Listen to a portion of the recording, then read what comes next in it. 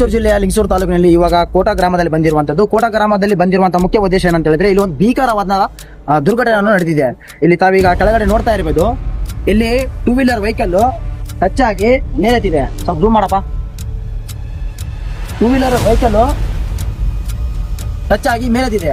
ಮೇಲ್ ಬಂದಿರುವ ಕಾರಣಕ್ಕೆ ಇಲ್ಲಿ ಇರುವಂತ ಫುಲ್ಗೆ ಡಿಕ್ಕಿ ಹೊಡೆದಿದೆ. ಇಲ್ಲಿ ಇರುವಂತ ನಮ್ಮ ಹಳ್ಳದ ಮನೆಯವರಿಗೆ ಡಿಕ್ಕಿ ಹೊಡೆದ್ಬಿಟ್ಟು ತೀರ ಹೋಗ್ಬಿಟ್ಟು ಅಲ್ಲಿ ಅವರ ಆರೋಗ್ಯ ಇವಾಗ ಚಿಂತಾಜನಕವಾಗಿದೆ.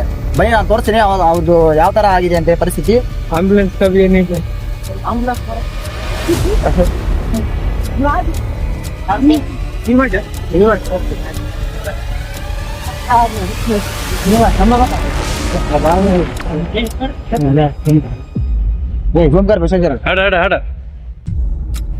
ತಾವೀಗ ನೋಡ್ತಿರಬಹುದು, ಅಲ್ಲಿಂದ ಬಂದಿರುವಂತ ಗಾಡಿ ಸೀದಾ ಫುಲ್ಗೆ ಬಂದು ಡಿಕ್ಕಿ ಆದ ಕಾರಣ ಇಲ್ಲಿ ನೋಡಿ ಯಾವ ತರ ಆ ಮನುಷ್ಯನ ಎಲ್ಲ ಒಂದು ಕೂದಲುಗಳು ಇಲ್ಲಿ ಅಡಗಿಕೊಂಡಿವೆ.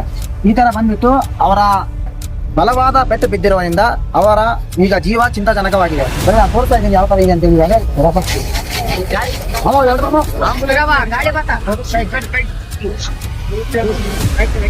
ತಾವೀಗ ನೋಡ್ತಿರಬಹುದು ಯಾವ ತರ ಆಗಿದೆ.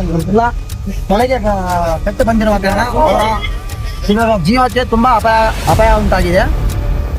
ಆ ಗಾಡಿ ನಂಬರ್ ಹೇಳ್ತಾ ಇದ್ದೀನಿ ನಾನು. ಬಂದಿರುವಂತ 2 ವೀಲರ್ ಗಾಡಿ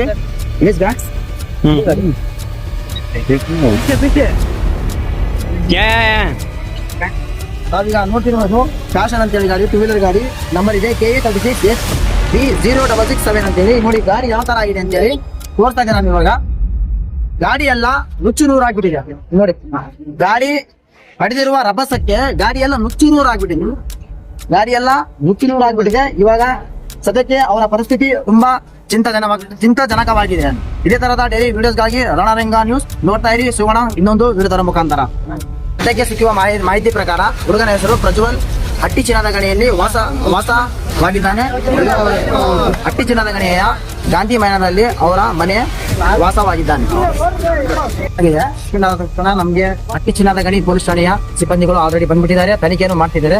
ಸೊ ಒಂದೆರಡು ಮಾತ್ರ ಅವ್ರ ಹತ್ರ ಯಾರು ಏನಂತ ಗೊತ್ತಾಯ್ತೀನಿ. ನಮ್ಗೆ ಪಬ್ಲಿಕ್ ಇಂದ ಗೊತ್ತಾಯ್ತು, ಅದಕ್ಕೆ ಇಮಿಡಿಯೇಟ್ ಆಗಿ ಅಟೆಂಡ್ ಮಾಡಿದೀವಿ. ಆಂಬುಲೆನ್ಸ್ ಫೋನ್ ಮಾಡಿದ್ದೇನೆ. ಆಂಬುಲೆನ್ಸ್ ಟ್ರೀಟ್ಮೆಂಟ್ ಆಸ್ಪತ್ರೆಗೆ ಯಾವ ಊರಂತ ಗೊತ್ತಾಯ್ತೀನಿ. ಹೆಸರು ಏನಂತ ಗೊತ್ತಾದ್ಯಾ? ಹುಡುಗನ ಹೆಸರು ಪ್ರಜ್ವಲ್ ಅಂತೇಳಿ, ತಂದೆ ಲಿಂಗಯ್ಯ ಚಲವಾದಿ, ಗಾಂಧಿ ಮೈದಾನ ಹಟ್ಟಿ. ನೋಡಿದ್ರಲ್ಲ, ಹಟ್ಟಿ ಚಿನ್ನದ ಗಣಿಯಿಂದ ಪ್ರಜ್ವಲ್ ಅಂತೇಳಿ ಆಕ್ಸಿಡೆಂಟ್ ಆಗ್ಬಿಟ್ಟಿದೆ.